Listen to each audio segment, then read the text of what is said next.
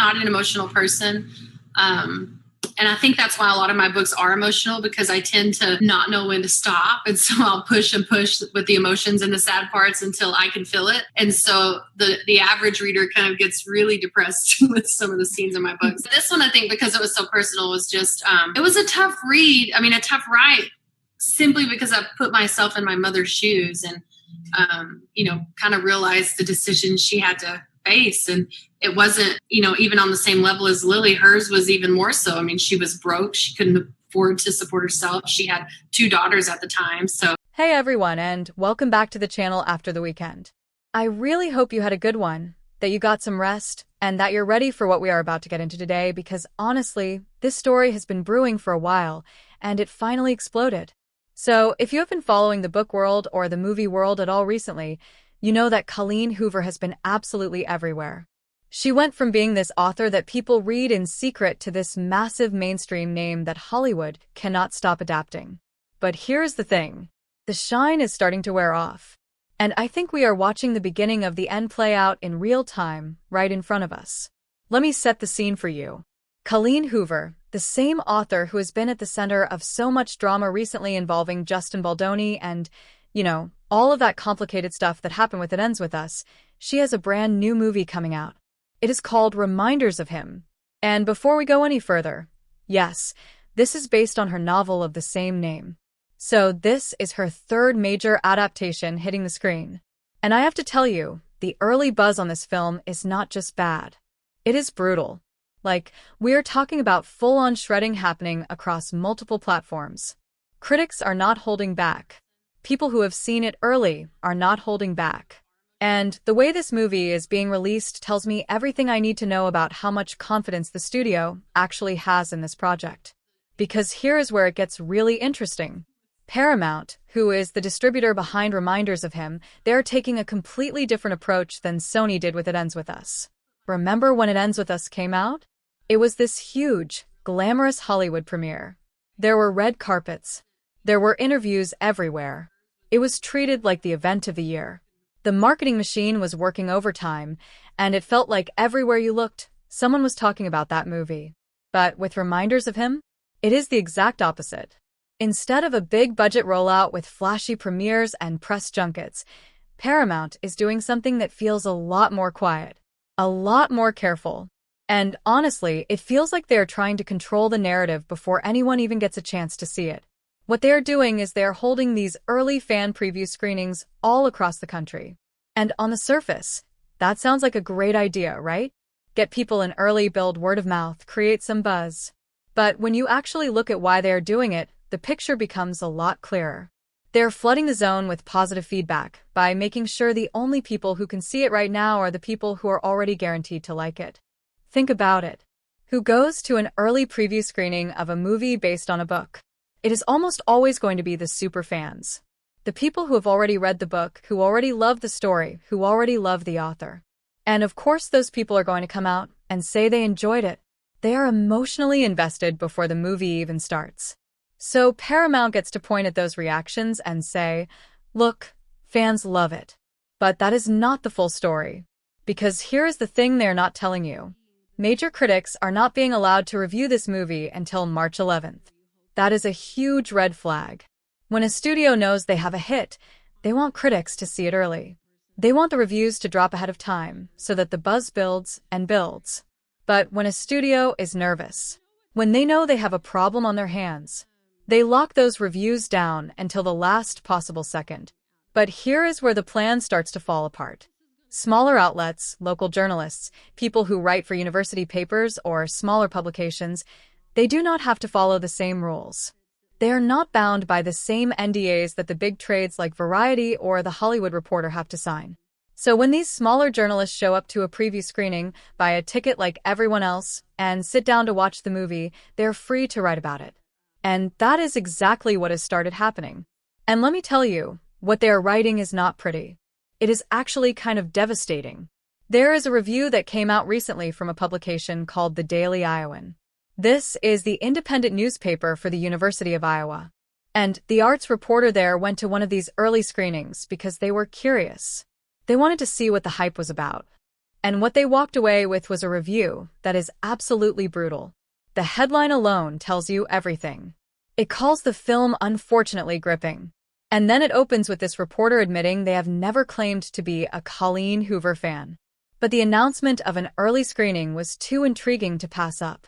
So they got tickets, they sat through what they describe as a truly once-in-a-lifetime event. And their conclusion?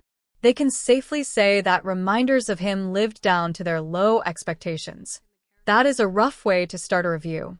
And it only gets worse from there. They go on to explain that they have never read the novel, so they cannot compare it to the source material. But after spending 2 hours in a shockingly packed theater, they have absolutely zero desire to ever pick up the book. And that is a massive problem.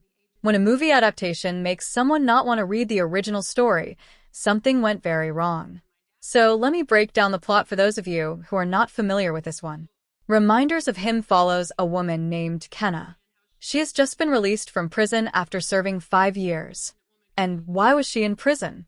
She was convicted of vehicular manslaughter after a drunk driving accident that killed her boyfriend. His name was Scotty. And while she was in prison, she gave birth to their daughter. But here is where the story takes a turn that a lot of people find really hard to get behind. The baby was born prematurely. And immediately after delivery, the child was taken away. Kenna did not get to hold her. She did not get to bond with her. She was only allowed to name the baby before the child was handed over to Scotty's parents, who were granted full custody while Kenna was still behind bars. By the time the baby was healthy enough to leave the hospital, Kenna was back in her cell with no legal right to contact her own daughter. And this is the setup. This is the emotional core that the story is built on. A mother who has never held her child, who has been completely cut off, and who is desperate to find a way back into her daughter's life. On paper, that could be a really powerful story. There is real pain there. There is real conflict. There is room for something meaningful about redemption and forgiveness and the messy reality of what happens when someone makes a terrible mistake and has to live with the consequences. But here is where Colleen Hoover loses people. Instead of telling that story in a straightforward way, instead of letting Kenna fight through the system, work with social workers, go to therapy, and earn her way back through the proper channels, the book and the movie take a different path. A path that a lot of critics are calling gross, manipulative, predatory. Because what Kenna does is she starts a relationship with Ledger. And who is Ledger? Ledger was Scotty's best friend. He is also the person who now has a close relationship with Scotty's parents, the same parents who have custody of Kenna's daughter. So Kenna getting close to Ledger is not just a romance. It is a way in. It is a strategy. And that is where the story starts to feel really uncomfortable. Critics are pointing out that the relationship between Kenna and Ledger does not feel like healing. It does not feel like two broken people finding each other. It feels like a betrayal of the deceased. And the more you sit with that, the harder it is to root for either of them. She killed her boyfriend. And now she is dating his best friend. And the best friend is helping her get access to the child of the man she killed. It is messy in a way that does not feel romantic. It feels wrong. The review from LA Youth really drives this home. They call out the writing specifically, noting that Colleen Hoover herself wrote the screenplay. And they say the emotion-driven language that works in her books just does not translate to film. It falls flat. It feels forced. And because the book was written in alternating first-person perspectives, the movie has to resort to obvious delaying tactics just to fill the runtime. Things stall. The drama gets repetitive. And then suddenly there is a twist that resets everything and tries to make you feel differently about the characters, but by then it is too late. They also tore apart the soundtrack. They said the music choices did not match the emotion of the scenes at all. Instead of creating a connection between the audience and what was happening on screen, the music felt disconnected. It pulled people out of the story instead of pulling them in. And their final verdict? They called it the weakest Colleen Hoover film adaptation to date. They said that despite having a strong lead character and some sweet moments involving an apartment complex with a kitten-friendly policy, the romance just does not work. The central conflict resolves itself way too easily. And by the end, you are left wondering why you were supposed to care about any of it. Another review described watching the movie like witnessing a train wreck in real time. They said they could not look away, not because it was good, but because they felt actual horror and disgust at what was happening on screen. They were fascinated by how bad it was. And they admitted that while the fans in the theater seemed happy enough, anyone going in without that emotional connection to the book is probably going to have the same experience they did. And that brings me to the bigger issue here. The reason this story is getting so much backlash goes beyond just bad acting or clunky writing. It goes to the core of how Colleen Hoover constructs her stories. And if you have been following her work for a while, you probably already know what I am talking about. She relies heavily on tropes. And tropes are not inherently bad. Every story uses them to some degree. But the way she uses them feels different. It feels like she is checking boxes rather than building real people. There is never much depth to the characters. There is no real backstory that makes you understand why they are the way they are. The narration is always first person, so you feel emotionally connected in the moment, but if you stop and think about it, you realize you barely know anything about the person telling the story. In this case, the trope is betrayal romance. And it is one that a lot of readers and now viewers are struggling with.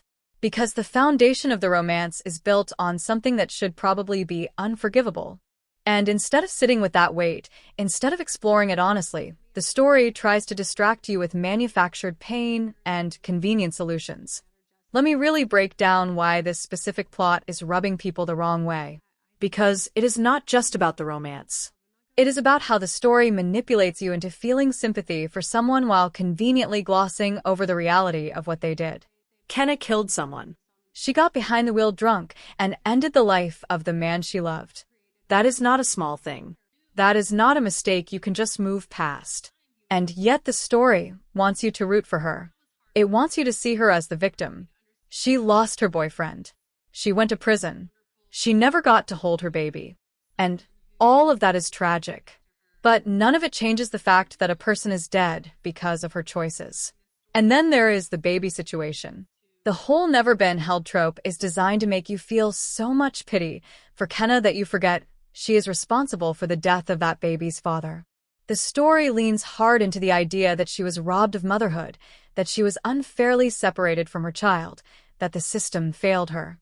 But if you think about it for more than 5 seconds, the logic falls apart.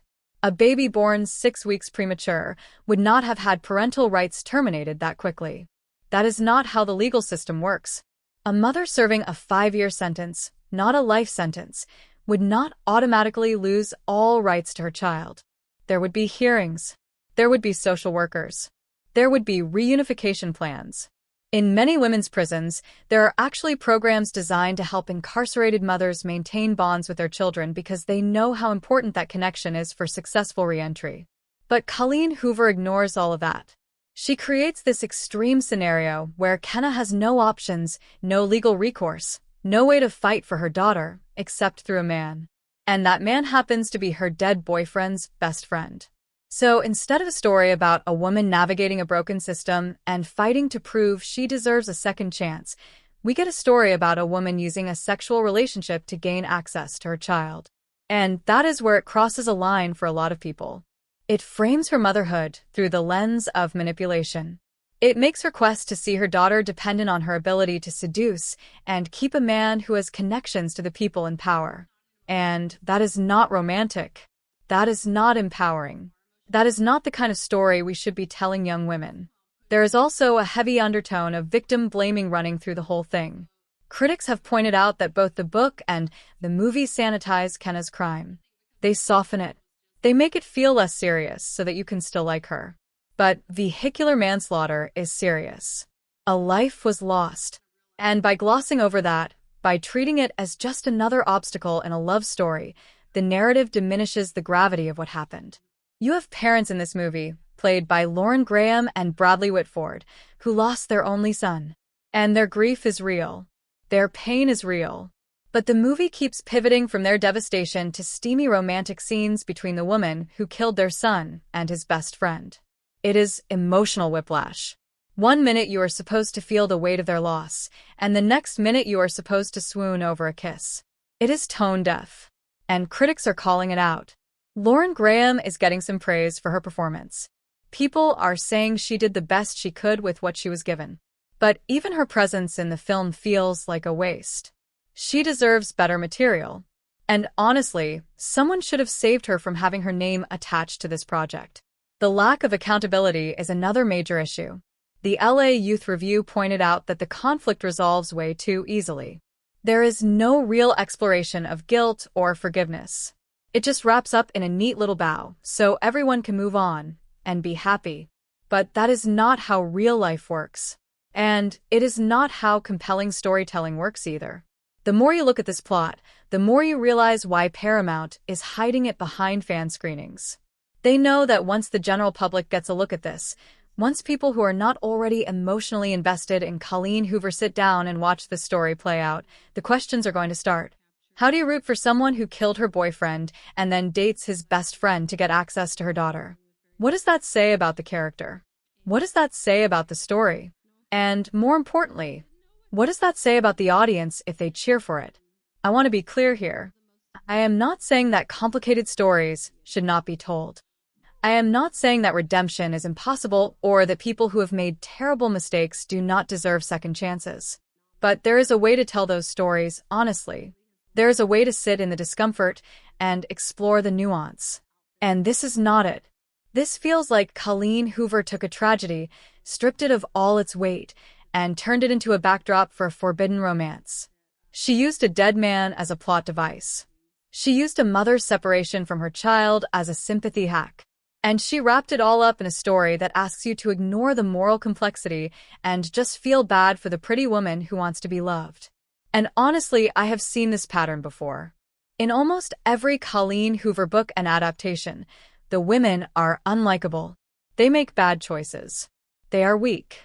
They are desperate. They need a man to save them. And they never really rise above the mess they created. They just find someone who is willing to look past it. That is not representation. That is not empowerment. That is just another story about a woman being manipulative to get what she wants while a man holds all the power. And that is why I am honestly glad to see the backlash building. I am glad that people are starting to ask harder questions about the stories we are being sold. I do not think anyone should be rewarding content like this anymore. It is not entertaining. It is not meaningful. It is just gross. So, now I want to hear from you. What are your thoughts on all of this? Are you surprised by the early reviews? Do you think the backlash is justified, or do you think people are overreacting? Drop a comment down below and let me know. And if you enjoyed this video, make sure you hit that thumbs up. Subscribe to the channel if you have not already, and click the bell so you never miss an update. Thanks so much for watching. I will talk to you soon. Bye.